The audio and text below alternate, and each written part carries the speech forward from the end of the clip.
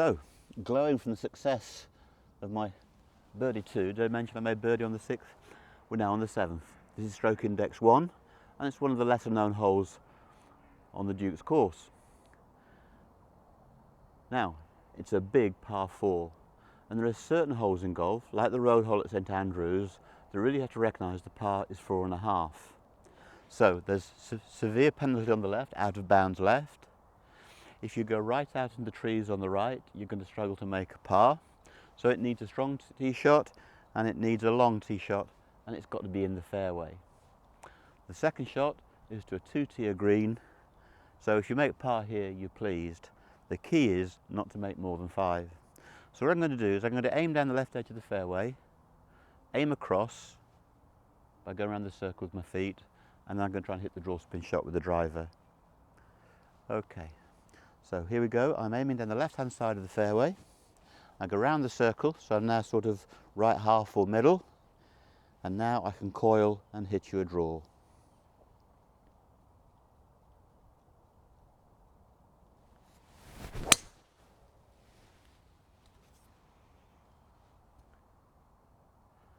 I flushed it, hit a little bit left than intended, so I'm left side of the fairway with the draw spin. I might be right semi, but I'm in great shape, and I've got really half the hole done. Depends on my second shot now if I'm going to make a par. So I've hit, for me, one of my best drives and just caught the semi-rough. And I've got over 220 yards now to the green. Now, again, classic Charles Lorry, bunkers either side, high side out, and we've got 2 flat surfaces in the shape of a Mackenzie green. And they're called a Mackenzie green after the guy that first designed greens of this structure. So, anything on the green will be really good. To get on the back of the green, it's a very small target and quite dangerous. Fortunately, I'm downwind, and I've also been lucky in as much as the semi-rough is lying with me, and therefore not making the shot too difficult. If the ball had lain down into the semi-rough, I wouldn't even be taking the target on. I'd be playing to the front of the green, hoping for a chip and a putt. But because I've been fortunate, I'm going to hit the 3-wood. The ball's sitting up for me very nicely. I'm going to hit the ball just on the line of the right-hand bunkers and trust that the bit of draw spin and the land will move the ball from right to left. So here we go. Aiming at the flag, round the circle, a little bit closed, trying to hit a sweet draw.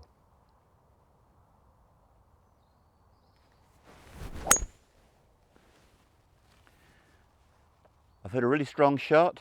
I just started a little bit too far to the right, so I caught the bunker on the right hand side. Well, now I've got a tough shot because the flag's on the back of a 2-tier green, and I've got a 60-yard bunker shot to face. Anyway, let's see if we can do it. So as I mentioned, I'm in quite a deep bunker, big carry to a small platform. Behind the green is the Bow Brick Hill churchyard. So if I hit a thin shot, I'll be stone dead. Behind the churchyard is the Bow Brick Hill church itself. It's actually a very ancient building.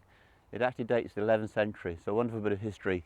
And again, it looks out over Milton Keynes. And again, when you stand on this hole and look through the trees, you realise that we are indeed 650 to 700 feet up. Okay, back to the job in hand. I'm going to play the shot with cut spin. To get inch of sand, you've got to have the confidence to throw the ball out onto the top tier.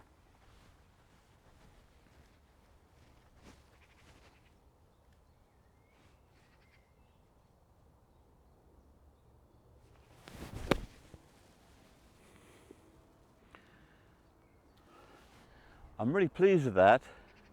Had under control. If I'd been just a little bit braver, I think the ball would have gone close to flag. It just caught the top of the ridge and kicked it to the right. But basically from that distance, I'm going to give myself 8 out of 10. As ever, to keep the par score going, my putter's got to do the job. Now as I leave the bunker, raking correctly in the bottom, don't rake all the sand with you. Make sure that you rake evenly and push some of the sand back down to the face. We don't want all the sand pulled up the bunker face. We want the sand in the bottom of the bunker. So if everybody rakes the sand with them, you end up with no sand in the base and all the sand in the face. That's the last thing you want. So rake away from yourself as you leave the sand. So having arrived on the flat surface of the top tier of the 7th green, looking back you can see the toughness of the job. I'm happy to have got the ball onto this top tier. I landed the ball about here, so that's why it kicked to the right and kept me short.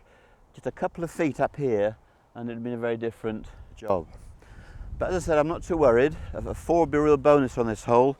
If I leave this green with a 5, it's not the end of the world. The nice thing about this putt, because it's 2T, I can get right down low.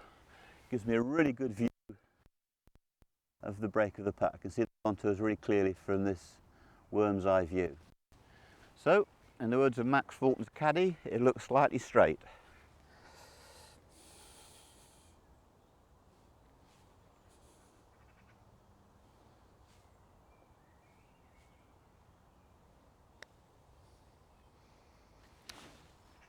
Can't complain, poor putt, I pushed it and blocked it out to the right.